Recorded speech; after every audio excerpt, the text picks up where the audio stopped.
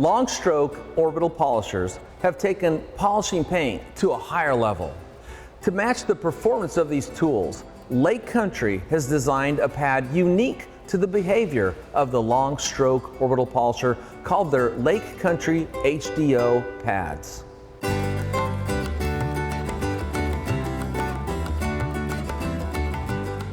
Mike Phillips with Autogeek.com, and I'm here in Oconomowoc, Wisconsin, the home of Lake Country Manufacturing, the world's largest pad manufacturer. And we're here with Dave Patterson. He's the technical manager for new product development. Dave, these pads are cool because the new trend in polishing paint are these long stroke orbital polisher, but you've had to design some unique features and benefits in the pads to keep up with the performance of the tools. Can you tell us about them? Yeah, absolutely. So obviously when the long throw or long stroke polishers came into the market a few years back, it was completely different. It changed the industry a little bit. It changed the pads that were being used, and what you saw with these machines is when they came out, you had a lot of people having pad failures regardless of whose pads they were. Sure. They were destroying pads. So our goal was to develop a pad system specifically designed for the performance of a long throw polisher and to be able to withstand that rigorous power that it has. The punishment they put the pads through. Punishment, yeah. Now, one of the things about these long stroke orbital polishers that separate them is that long stroke. Yep. So for an example, this is a Porter cable. Now, this is the tool that kind of started it all back in the early 80s. Before then, we had the rotary, there was the cyclo, and the old gem type polishers. But this is the tool that kind of started the orbital polisher craze that enabled the average person to create a swirl-free finish with virtually no skill. Yeah. Okay, but this is what's called an 8mm polisher. Now I'm going to turn this on. As you can see, there's some black dots. You'll kind of get a feel for the small orbit stroke length. And when we talk about orbit stroke length, what we're talking about is the pad rotates and then it makes an orbit inside that rotation. And when we talk about orbit stroke length, that's the size of the orbit stroke, the diameter of that circle inside the larger circle. So watch this.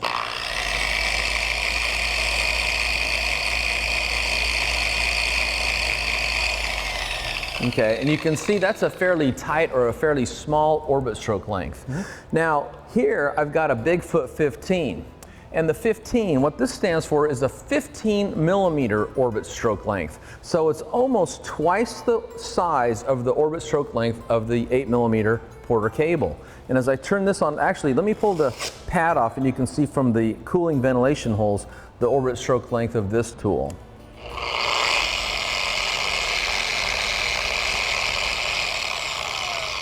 And so with that increased movement over the surface basically is what this is doing, it puts a lot of stress on the pads. And this is true when you're first starting out, but also as they start to get wet with product as it soaks into the pad. So can you maybe go into the science of what it takes to make a pad that will work with these tools that have these really large orbit stroke lengths? Yeah, absolutely. So one of the things is obviously heat. When you're working with a long throw polisher, they have a large orbit or a large movement in their stroke, and that can create a lot of heat. It creates a lot of friction on the surface. It's dragging across that surface. But at the same time, you also have heat being created inside the pad, and that's caused by the foam going back and forth.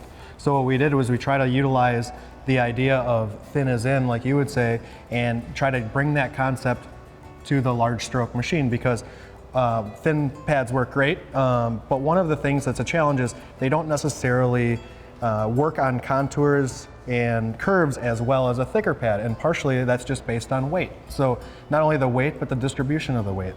So when you're working in these areas, sometimes a thin pad can have issues stalling, and it takes a lot of skill to be able to maneuver it and make it work. So what we get is we get all those benefits out of that thin pad, but we have the weight and the weight distribution of a full-size pad. That combined with our foam technology and the idea of that dual density backing helps the performance of that a lot. So that the dual density, you're talking about the two different colors I see here in these pads. Yep. So this, I can tell that this gray section of foam here, it's actually really stiff. Yep. And so that helps with that long orbit stroke length, that torsional torque that's being created against the pad as the backing plate's moving it over the surface. Yeah, absolutely. It does that along with helps create an even pressure throughout the pad because the outer points, because of the tape, are actually wider than your Velcro or your backing plate, so it helps an even distribution. So then you're also getting the benefit of an exact fit type pad or close to that, but then the benefits of a larger pad where you're not going to damage something as easily either.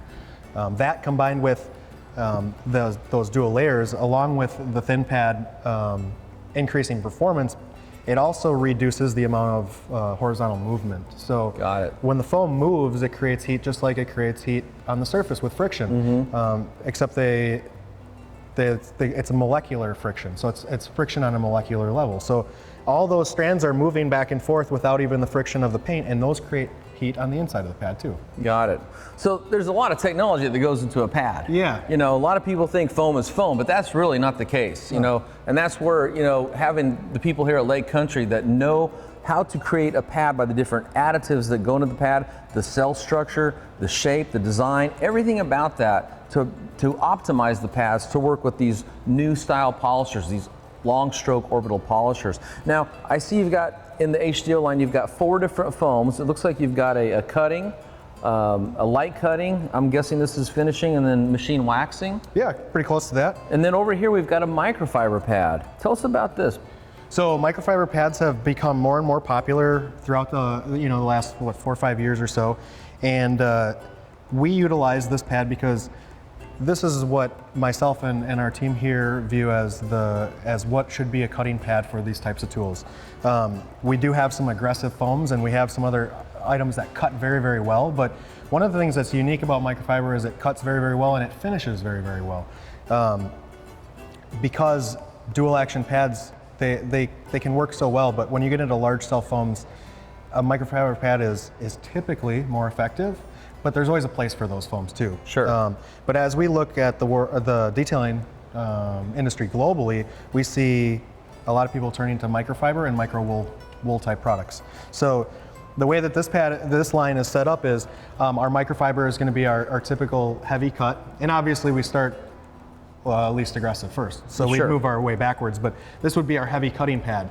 When you get into the blue pad, we utilize this as a light cutting pad, but it's also an all-in-one, and it's a very versatile pad. So it could be used with your compound, it could be used with a finishing polish, or it could be used as an all-in-one type product. Cleaner wax. Yeah, like a cleaner wax. This is a great pad for polishing on harder clears, like your ceramic clears, or maybe even some of the US cars like GM and Ford, they have some harder clears. Yeah, Corvettes are typically known for having very hard clears, and actually Audi has some very hard clears. Yeah, absolutely. So this is a great polishing pad on some of those harder clears. When we get into our orange, this is kind of a light cutting pad, but this is a go-to polishing pad in this line. It'll finish on 9 out of 10 cars that you work on. The only really time that you'd ever need to finish with something other than your orange would be when you need your black on like a Honda, a Subaru, a Porsche, or anything that has soft or what they call sticky paint. This is going to really help finish on those surfaces without micro-marring. And obviously, if you're going to that extent, it's usually on a black or a dark colored vehicle where you can actually see that. And then, of course, the red pad. For anybody that is out there, they want to machine apply a finishing wax or a finishing sealant, something that has non-cleaning ability. Yeah. Okay. Just to share a story, we worked on our TV show, Black Willys, with very soft paint. Yeah. And you were there. Yeah. You were working on the Camaro with the easy to work on paint. Yeah. And it was this black pad that saved the day. Yep. Because every other pad combination we tried, no matter what the chemicals, we were seeing micro-marring. We switched over to this pad, solved the problem, created a flawless finish on what's the hardest color to perfect? Single stage black. Single stage black paint. So it's an amazing pad, and I tell you, that's what's nice about having a range. I know sometimes people might say, well, it's confusing, all the different colors, but you gotta look at these like they're tools in your toolbox. A master mechanic does not use a 12-sided wrench to take a head bolt off. He's gonna get a 6-point socket on there so it doesn't strip the edges of the bolt when he's trying to break something off that's been torqued down. He chooses the specific tool for the job he's trying to do. Yeah. And that's what having a nice line of pads enables us as detailers to do, is to choose the right pad for the paint that's in front of us. Yeah. And it's always changing. And of course, you never really know unless you've got a lot of experience or you do what we call a test spot. Test spot, yep. So I'll tell you what, now I see we've got a good selection of some different long stroke tools here, some orbital tools. And these pads will work with any of these tools. Yeah, and technically they'll work on all tools. They're great on a rotary. They're great on any type of DA with a center hole or even a forced rotation machine. But ideally, the whole line was designed and geared towards these long throw polishers because as the market's grown, in the past we've had standard product lines and deviated from that. But as the machines change, we're actually designing pads that maximize the performance of machines now. So specialized tools, specialized pads. Absolutely, yeah. So Dave, where can people get more information about the HDO line of Lake Country pads? Well, they can check it out on our website. It's www.lakecountrymfg, as in manufacturing.com. You know, when I started out detailing, we really only had like 2 or 3 types of tools. Nowadays, when guys get into detailing, isn't it great they have so many, not only tool options, but pad options? Yeah, it's an amazing time to be a detailer. It truly is. It is. It gives you the options that were never available in the past. Everything is faster, safer, and easier. Yeah. That's what I like about detailing cars. Yeah, me too.